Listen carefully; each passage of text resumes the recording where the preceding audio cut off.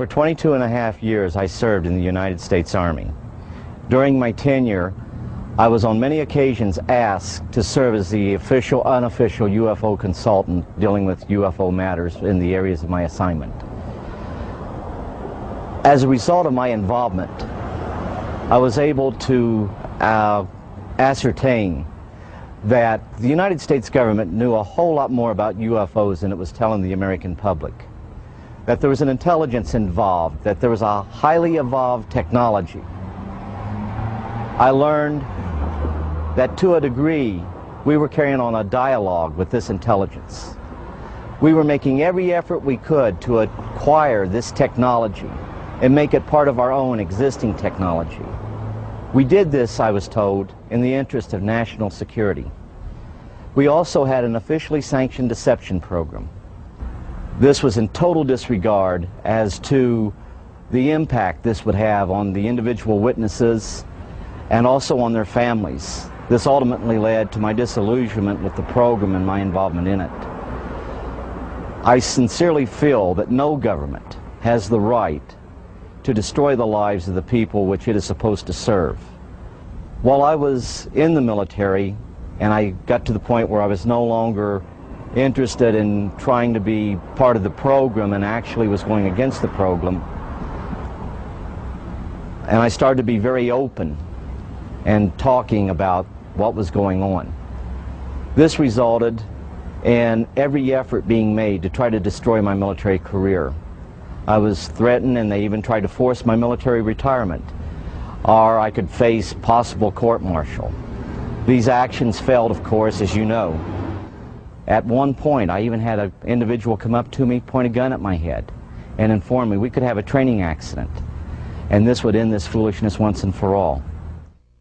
I firmly believe that those of us that served in a capacity of the U.S. government in some form or fashion, and who were exposed to the truth, we have a moral obligation to the UFO witnesses, the real victims of the UFO phenomena, to expose once and for all this policy and to reveal the truth, and that is, we are not alone in the universe. Robert Dean has a list of credentials a mile long. He served 4 years from 1963 to 1967 at Supreme Headquarters Allied Powers, Europe, the military arm of NATO. He was an intelligence analyst with a cosmic top-secret clearance. Well, Don, it began for me in 1963 when I was assigned to the Supreme Headquarters Allied Powers in Europe. I arrived in the summer of '63 and I was assigned to the Operations Division. I was further assigned to what we call SHOC, the War Room, the Supreme Headquarters Operations Center. And at that time I was given a cosmic top-secret clearance, which was and still is the highest level of security access that NATO has. When I was assigned to the War Room, I learned that a study had been initiated in 1961, and everybody was talking about it. They were gossiping about it. And the subject was UFOs, and that intrigued me a bit. When that study was concluded in 1964 and it was published, and I was still working in the War Room at that time, I had access to this document. I had a chance to read it. And having been exposed to it, I must tell you honestly that my life has never ever quite been the same. Because I read first-hand reports, verifiable NATO military material that indicated that the UFOs were not only real, that they represented something far beyond anything I had ever imagined before. When the study was concluded in '64, they concluded that there were 4 different groups apparently coming and visiting us. Out of those 4 different groups, one group looked exactly like we do, so much so that they could sit beside you in a restaurant or in an airplane or in a theater, and you'd never know. And that particular point bothered the military guys a lot. The point being that some of these people from somewhere could be walking up and down the corridors of SHAPE headquarters, or they could be walking up and down the corridors of the Pentagon. One day at lunch, a lieutenant colonel made the remark, he says, "Jesus, do you realize they could even be in the White House?" And there was a little forced laughter at that point, I remember, because a lot of us over the years have had some misgivings about the occupants of the White House. But the point I'm making is that the idea that aliens could be here in our midst bothered the military, because if you're not paranoid when you go into the service, you're certainly trained very quickly to be so. It's the nature of the military mind, I think, to be paranoid.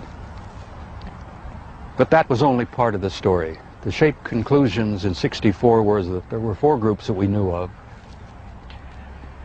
They were apparently interplanetary. Some very likely were interstellar. They even concluded that some of them could be intergalactic. When I retired in 1976, many of our military people knew at that point that we were not simply dealing with visitations from people from other planets or star systems. They had concluded by '76 that some of these visitors very well might be multidimensional in their source. The evidence that we had collected and the evidence that they had repeatedly demonstrated to us, and that's no accident. It became very clear after a time that there was a program or a process of some kind underway, that they had demonstrated over and over and over again that they apparently were able to manipulate matter and time. Now this really shook up our scientists. There are a lot of new young scientists in particle physics today who talk about multiple dimensions.